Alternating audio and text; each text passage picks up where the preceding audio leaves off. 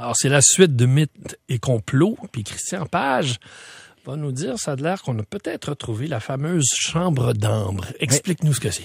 Écoute, je te ramène dans le contexte de l'histoire. On est à la Deuxième Guerre mondiale. Les Allemands, la marche du Troisième Reich semble à peu près inaltérable.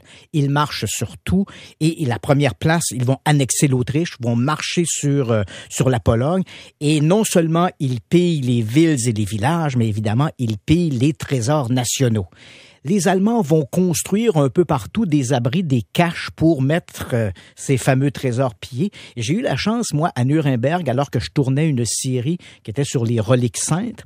Et on sait que les Allemands étaient fascinés par une espèce d'occultisme, et dont notamment la lance qui apparemment avait percé le flanc du Christ, qui était en Autriche. Et dès qu'on a annexé l'Autriche, on a ramené ces trésors-là en Allemagne. Et ils étaient volés. Oh, ils étaient volés. Et on parlait justement au moment de la de nombreux trésors que les Allemands ont pillés, qu'on n'a jamais retrouvés. On sait que plusieurs ont été détruits dans cette campagne de terre brûlée. Hein, les Allemands ont compris, le Reich a compris que l'Allemagne était pour tomber. Ils ont détruit certains de ces trésors, mais d'autres restent cachés dans des abris. J'ai visité l'un de ces abris. Écoute, sous Nuremberg, c'est quand même un bunker souterrain. C'était une ancienne cave à vin que les Allemands avaient réorganisée. Et là, on descendait à peu près à 40 mètres sous la surface. C'est drôle parce que tu as les rues au-dessus et personne s'imagine que ce bunker-là est là en dessous d'eux. Comment tu te sentais là-dedans, toi? Et ce qui était plus extraordinaire, c'est qu'on avait gardé les éléments comme à l'époque du Reich. Donc, il y avait les tables, les chaises, les radios, les systèmes de communication, les systèmes de ventilation qui permettaient aux soldats allemands, qui étaient les gardiens de ces trésors-là, de pouvoir vivre sous terre. C'est à la fois enivrant parce que si tu es un amateur d'histoire, tu es dans l'histoire. Et en même temps, c'est incroyable d'imaginer les extrêmes auxquels le Troisième Reich s'est livré. Et dans ces grands trésors disparus, il y en a un qu'on n'a jamais retrouvé, et c'est la chambre d'ambre. La chambre d'ambre, pour te donner une idée à quoi ça pouvait ressembler, c'est une dizaine de panneaux qui étaient faits dans l'ambre. Ça avait été fabriqué sous le règne de Frédéric Guillaume, qui était le roi de Prusse.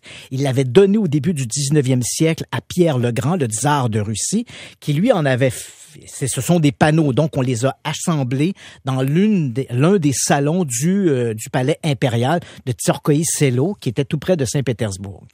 Et lorsqu'arrive la Deuxième Guerre mondiale, lorsque les Allemands vont marcher sur la Pologne, ils vont faire quelques incursions en Russie et vont s'emparer de la chambre d'ambre.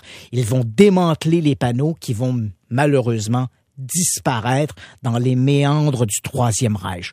On ne sait pas ce qu'il est advenu de la chambre d'ambre. On estime sa valeur en monnaie d'aujourd'hui entre 250 et 500 millions de dollars. Tu t'imagines le truc? Vraiment, il y a une couple de personnes qui courent après en ce moment, là. Absolument, c'est un trésor fabuleux. On a reconstruit la chambre d'ambre. Les gens qui l'avaient visité à l'époque, qui visitaient Tsarskoïe Selo, disaient: c'est la 8e merveille du monde. Je te rappelle qu'on avait dit ça aussi du palais de Louis XIV, à Versailles. C'est la 8e merveille du monde. Ça, c'est comme quand on dit le procès du siècle. Il y en a un par année. Il y en a un par année.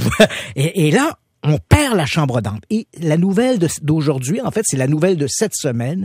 Il y a une équipe de chasseurs de trésors qui ont découvert dans une forêt dans le nord de la Pologne un endroit qui était occupé durant le Troisième Reich par une garnison allemande.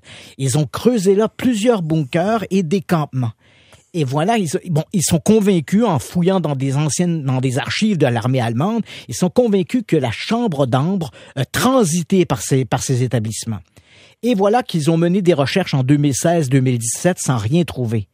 Et là, coup de théâtre, ils ont découvert l'entrée d'un bunker souterrain insoupçonné.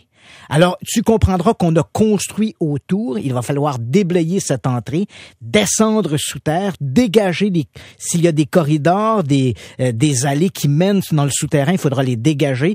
Il raconte notamment que des arbres ont traversé les murs et les racines ont pris place dans les corridors. Il y a des œuvres qui doivent être endommagées. Voilà. Là. Mais tu t'imagines c'est une espèce de fantasme, trouver un trésor et qui plus est, la chambre d'ambre. Alors là, évidemment, dans le discours des chasseurs des trésors cette semaine, la grande nouvelle, c'est a-t-on trouvé l'endroit où les nazis ont dissimulé la chambre d'ambre? Alors, il faudra attendre. Eux croient pouvoir pénétrer dans le souterrain d'ici la fin du mois de juin, donc on est tout près. Sinon, au tout début du mois de juillet, ils devraient être en mesure... Ils attendaient qu'on fasse la Saint-Jean, c'est juste ça. Oh, c'est ça, ils ont dit, écoute, on coupera pas l'herbe sous le pied, attendons que la Saint-Jean soit passée. Donc, attendons au cours des prochains jours. Ils doivent obtenir, bien sûr, les autorisations nécessaires, faire les travaux en conséquence, mais qui sait, peut-être au cours de l'année, verra-t-on à nouveau la chambre d'ambre. Hey, merci beaucoup, Christian. T'es absolument fascinant. Je me sentais comme dans un film. Ça me fait plaisir. On se reparle la semaine prochaine. Et vous tous